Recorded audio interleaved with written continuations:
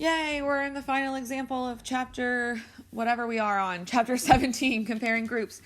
This is page 13, example number 4. Let's read.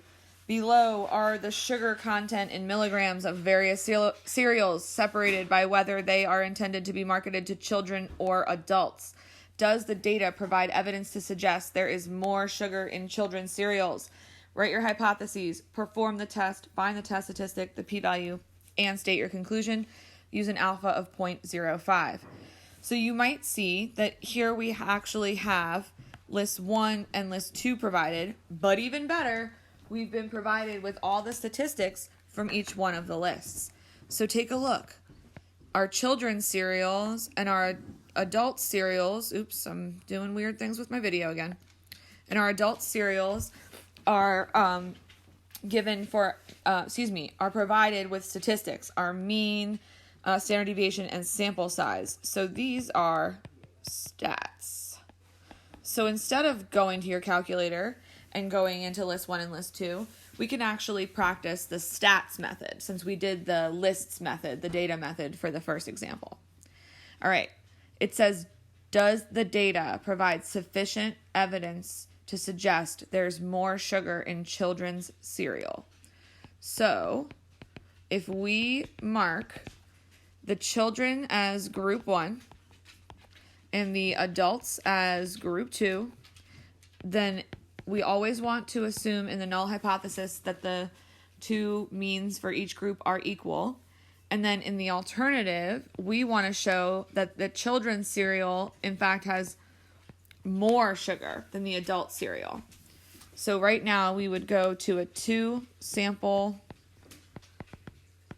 t-test on stats where we have x1 bar as 46.9, S1 as 6.6, and N1 as 18.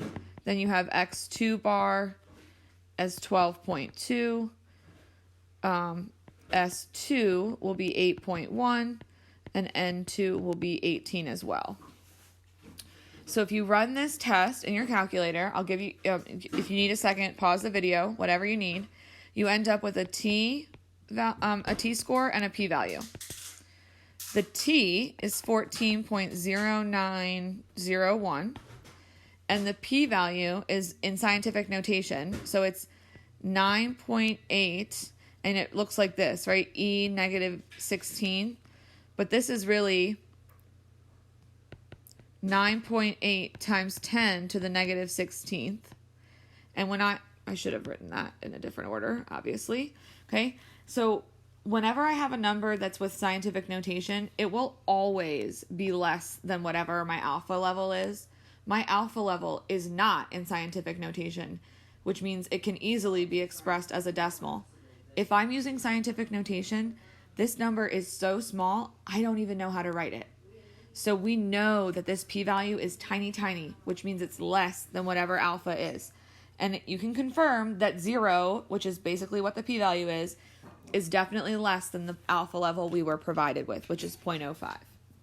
Okay, final step, write our answer and make the conclusion. So here we are going to reject the null, and we can state that there is enough evidence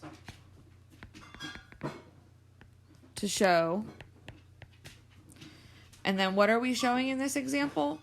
It says, do the data provide evidence to suggest, there's more sugar in children's cereal? So this is a definite yes. This is 14 standard deviations away from the mean. It is way far away.